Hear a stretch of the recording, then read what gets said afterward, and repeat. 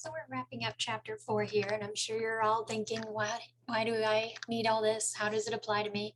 Well, some of it is going to be in solving equations. Now, there's a few different ways to solve what we call quadratic equations whenever they have a square in there. And the next chapter, we're going to learn more about factoring and solving that way with the principle of zero products. But if you do have a relatively simple quadratic equation like these, then you can use the fact that the square and the square root cancel each other out. So we're going to practice a few of those. So starting with something like this one right here is relatively easy.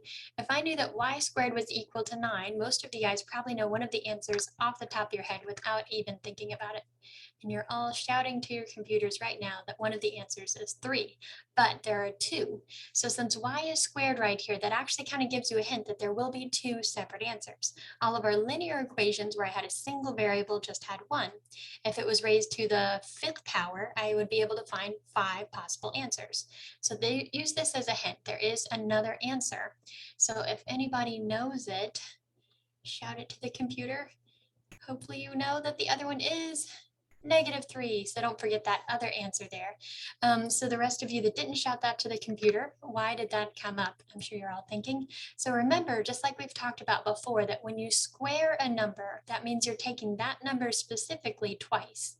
So we know that 3 times 3 is of course 9. That one was pretty obvious. But the other one, if I square -3, well, remember that that really means that -3 is going to be squared. So I'm going to have a -3 and another -3, and negative times negative becomes that same positive 9. So that's why I have both the positive and the -3. These are the 2 separate answers that would work, that would be squared and make a positive 9. So what happens is if we use our principle of square roots here, we have to kind of account for the fact that the negative squared also becomes positive. So instead of, just trying to kind of guess numbers and test them out, we say that as soon as I know to square root both sides to clear this out, to solve it for y instead of y squared, we're going to throw in that plus or minus. So really, if I was solving this and I used my square root symbol, I'd say the square root and the square would cancel. And then when I got that y by itself, I would have to throw in that plus or minus. So you might have seen it kind of as this symbol here. Now on XYZ, there is kind of this button in there sometimes, but you generally don't use that. So I'm not sure what makes it pop up sometimes, but I don't think I've ever seen an answer take this. It usually doesn't. So don't look for that symbol. Instead, it just wants you to recognize that this is 2 separate distinct answers for the square root of 9. And usually you would write it into the answer box as a +3 and then a comma straight off the keyboard, and then the separate answer -3. So just a heads up there. So I square root both sides to clear that out, to solve it for y. And then the square root of 9 gave me 3, but I had to remember to use that plus or minus from the square root property. All right, let's try it again. So this one, I have an extra step. I need to solve it for x, but the first thing I need to do is kind of isolate the variable. So just like solving anything, I would need to do that add subtract first. So if I add 36 over here, I know those are kind of big numbers, so you may break out that calculator. I will break out my calculator. 589 and 36. Pretty sure is 625. Yep. Okay. So that leaves me with the 25x squared equals the 625. Okay, now I'm not ready to square root yet. Okay, you could get away with it here, but the best thing is to always isolate the variable first. So let's go and divide out that 25. The 625 divided by 25 brings us back down to 25. Don't worry, your calculator's not messing up. It is 25. And now, just like the last one, I'm going to square root both sides to cancel this square. And I'm going to show it as a separate step here. Okay, you can just kind of throw it in like I did on this one. But just to kind of show you, to remind you what's going on here as you're writing this down in your notes. Right here, when I square root both sides, that's when I tack on, when I add in right here, this plus or minus, okay? In this step right here, when I square root both sides. So the square root of x squared cancels and leaves me just the variable x. Square root of 25 is 5, but don't forget that there is a plus or minus. And again, when you're typing this into XYZ, you'll put in the answer box the 5 and the -5. Make sure to always read the instructions. Every once in a while, it'll have something like put them in ascending order, put the smallest one first and the bigger one second.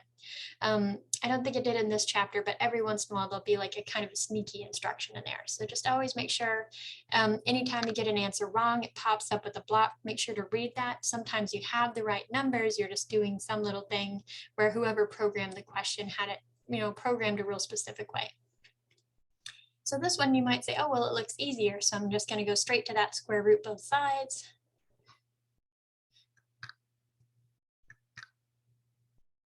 And remember, when I square root both sides, that's when I tack on that plus or minus. Almost didn't leave myself enough room there. Let's see if I can squeeze that in better. Okay. Square root of squared cancels out, leaves me just the a like I wanted. I have that plus or minus, but square root of 12 is not even. If you type it in your calculator, it gives you that decimal. You cannot math enter. So this is one that I do need to kind of clean up. I need to simplify. Now I believe on XYZ, I got it to take it as just the square root of 12. That's fine. If it takes it on XYZ, I will take it on the test. But technically, the fully simplified version, just like we did in the radical chapter, I would need to break down that 12. So remember that 12 is 2 times 6, which is 3 times 2. That gives me a pair of 2's for this square root. So the final fully simplified answer would actually be a positive 2 square root of 3. And a negative 2 square root of 3. Okay, because I had that pair of 2's and I had a single 3.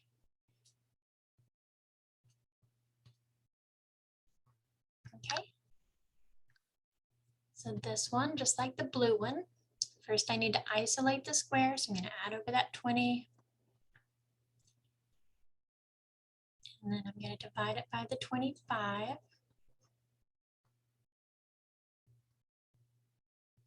I know it's going to make it a little bit messy, but just leave it in fractional form. Okay, I know it's going to give you a decimal, but if you do your math, enter, it does give it to you as a fraction of 4/5. Okay, and then when I square root both sides, show that step one more time. That's when I throw in that plus or minus. Okay, and again, I think it would take it this way, which is fine. If not, and we wanted to rationalize that denominator, which remember is technically one of the rules, I would have to make sure to get that square root of 5 out of the denominator. So what happens is I would have plus or minus the square root, and the square root of 4 was actually 2. But right here, there's technically that rule that I can't have a square root in the denominator. So I think XYZ was not picky about it, but just in case, let's talk about how to fix it. So just like we did in this section with I would multiply the top and bottom by a square root of 5, because the square root of 5 times the square root of 5 cancels out that square root. So that gives me just a 5 on the bottom, which is okay. On the top, 2 and square root of 5, one is inside, one is outside, so they can't squish together. So it's just like that. Now, even if it takes it in this form right here, a lot of times if you get it wrong, it's going to give you the right answer in the truly correct form. So just a heads up of how this is coming out so differently from what you might have had it really close to. Okay. Now this one right here, we've got that word problem, but don't panic, okay? We're actually going to come back to that one in just a sec. Let's practice it with this guy right here. So this one down here, I have a big quantity that is squared, y plus 4, the whole thing squared. So right now I've isolated my variable as much as I could. So I don't want to FOIL this out because we haven't learned that trick just yet. So I'm actually going to right here square root both sides. Because right here, when I have the whole group squared, the square root and the square are going to cancel each other, just like I wanted. Add in that plus or minus, so now I'm left with y plus 4, all loose, okay, it canceled out that square, equals plus or minus, and the square root of 81 is 9. So now I have those two options. So since it is two separate distinct numbers, just like I've been doing up here, in fact, let me consistency, write the two separate answers here.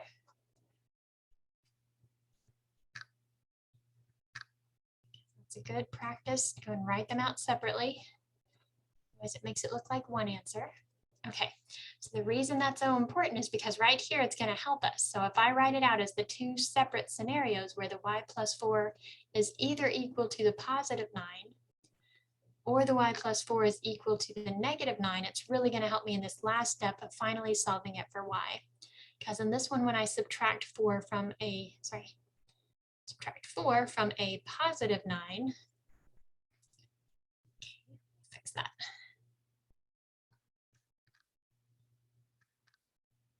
There we go. That leaves me with the y equals 5. And the answer is not going to be a negative 5 over here, because when I subtract 4 from a negative 9, that's completely different.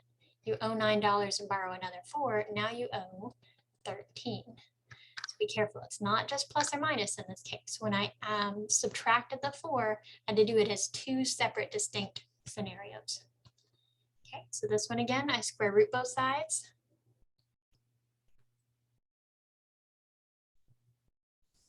It's a little tedious. I'm just writing this step just to kind of emphasize what's going on here. Always throw in that plus or minus. Okay, the square root and the square cancel. That leaves me with the 3y plus 4. Okay, and that's going to either equal the positive square root of 25, which we know is 5, or the 3y plus 4 equals the negative 5. I write it out as two separate distinct equations because it's not just plus or minus. Okay, and now I have two little baby algebra problems to solve.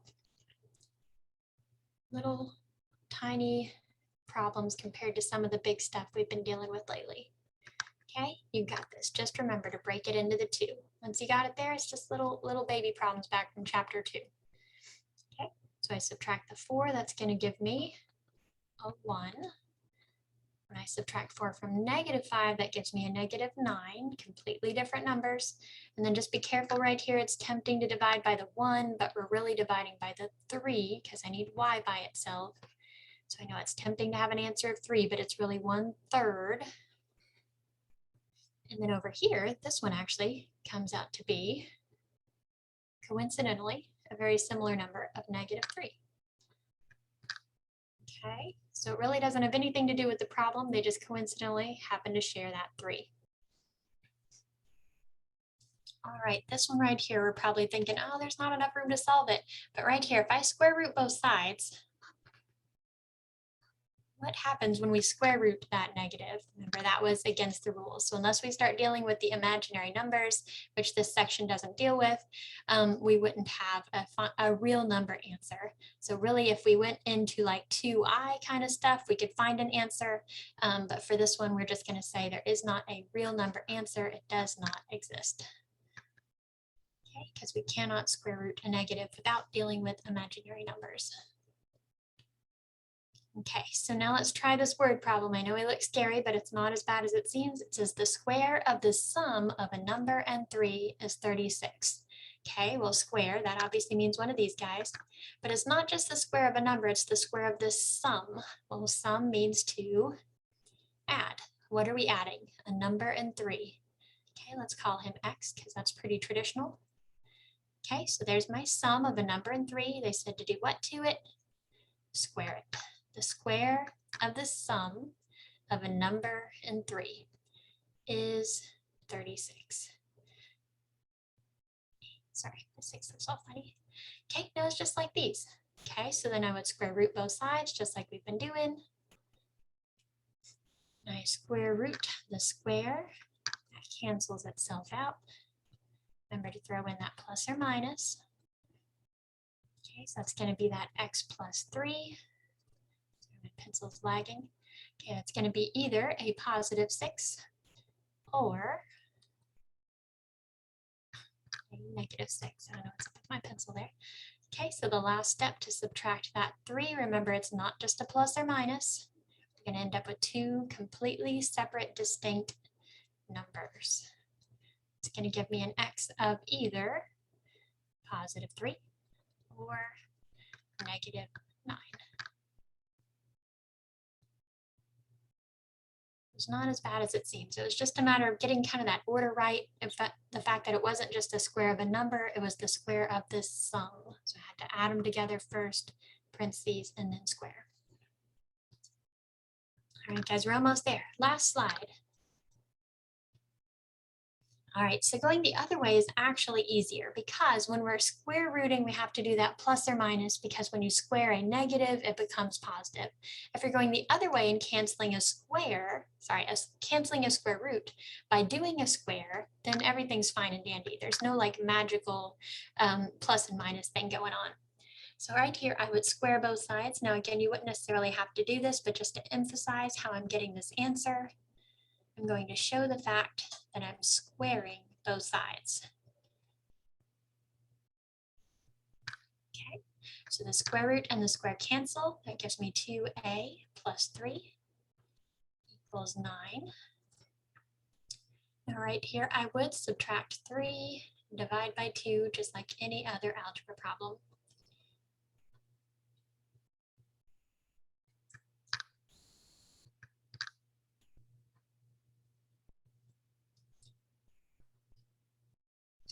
All right, now, because there is that kind of plus and minus discrepancy, it's always a good idea to solve, to check your answers in any algebra problem anyway.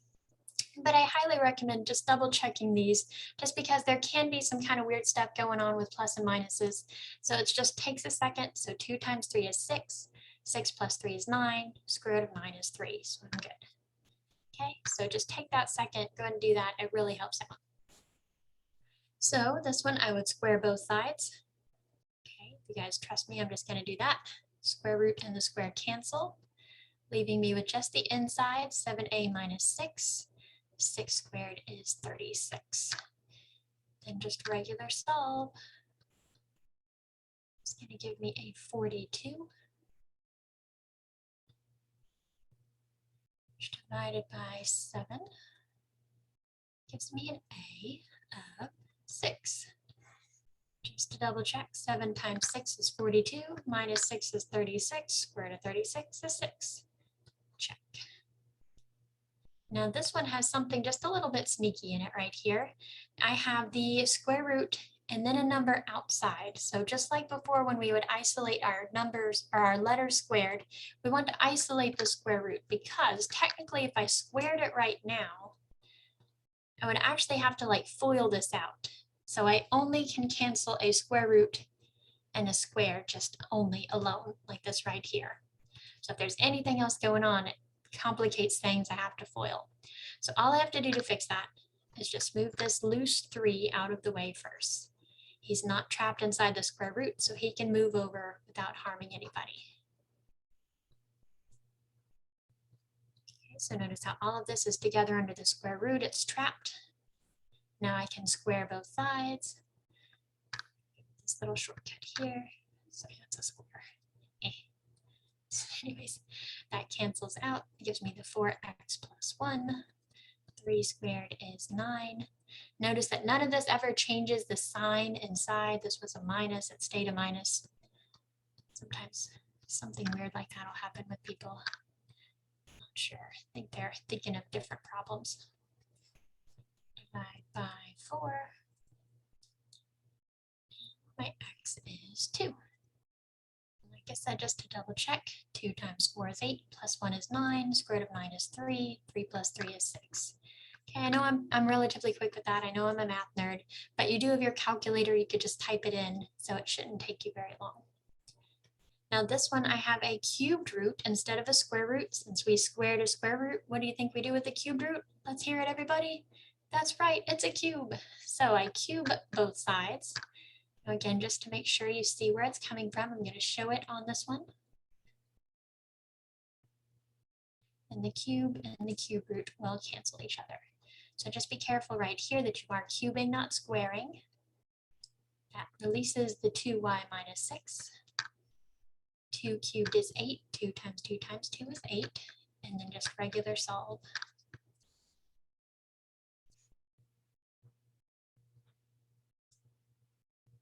Okay. Divide by -7. Now you don't have to be as careful with the cubes because we know cubes can be plus or minus, but again, it's never a bad idea to check your answer. 2 times 7 is 14, minus 6 is 8, cubed root of 8 is 2.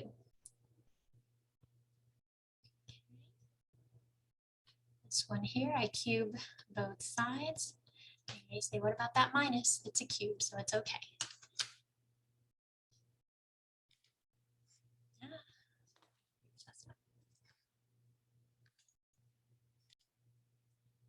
So when we cube this one on both sides, we release that 4x minus 8.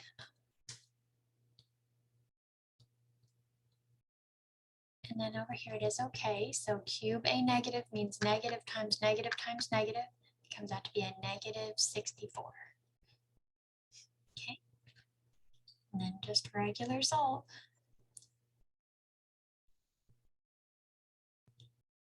4x.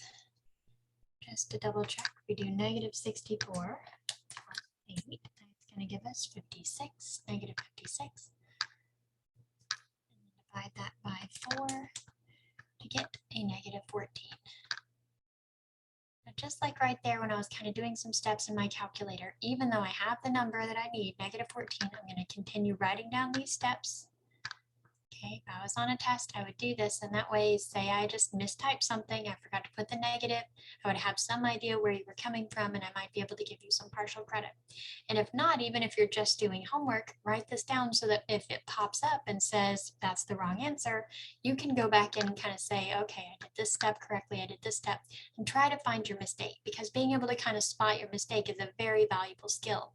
So even in, a job, if you have something going wrong, you don't necessarily want to have to completely start from scratch and do every single thing over again. So being able to kind of trace your steps back and being able to spot a little thing like that is a very valuable skill. So try to kind of write stuff down, even if you have the number right in front of you on your calculator, continue doing that process, follow these steps. Also, that repetition is really good to kind of get in the habit whenever things do get harder and you might not have as kind of an intuitive button to push in the calculator. So just repetition, follow the steps. It's very important. So this one, I have a 4th root. So what do you think we'll do? We'll raise it to the 4th power. There's not really a cool name like square and cube for 4th. It's just 4th power. I guess maybe you could say quadruple. Not sure if that works. Quadruplet. Now this is an even power, so I am going to be a little bit careful again. So that cancels out and gives me that 3a minus 2. 2 to the 4th. Be careful, it's not 8. It's 2 times 2. 4 times 2, 8 times 2 is 16. Okay. Regular solve gives me 18, which is evenly divisible by 3. Again, even if I already know it, I'm showing these steps. It's very important in getting that final answer of 6. Double checking things, 3 times 6 is 18, minus 2 is 16, the 4th root of 16 is 2. It's always good to double check. Now this one right here, I have a square root equals a square root. Now technically there could be, a different case of like this one could be plus or minus, this could be plus or minus, but they're both square roots, so that would have made the numbers be positive numbers. So because of all that, it all just kind of cancels itself out, and you really end up right back with the easiest possible step of just squaring both sides. It just works itself out. So all I'm left with is the 2y minus 2 equals the 4 minus y. Now I do have a variable on both sides, which hasn't happened in the previous examples. Remember that to solve for y, I need y to be in one place first. So before I start moving stuff around, I need to get y's together. So I can move either direction. I like to move things to the left, which gives me 2y plus y is 3y. This way, before I start moving numbers around, which might actually end up giving me extra steps, I have my y's together, and now I know which way to move stuff. Now I can see that adding the 2 is going to help me get y by itself.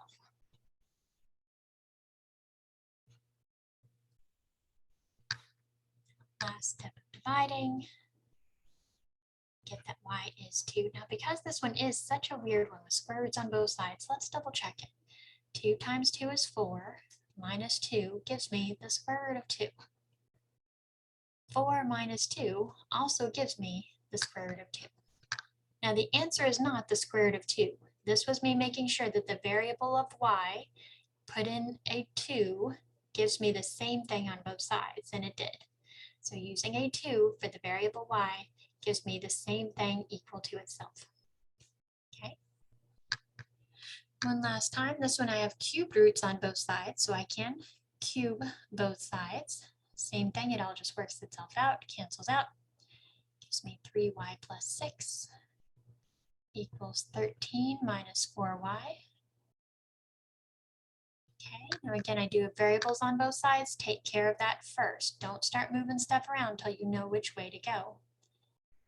Okay, you can move the variables either way. You could minus your 3y, or you could add the 4y to make that cancel. I always like to move things to the left. Now I see that it's the 6 I need to move, not the 13.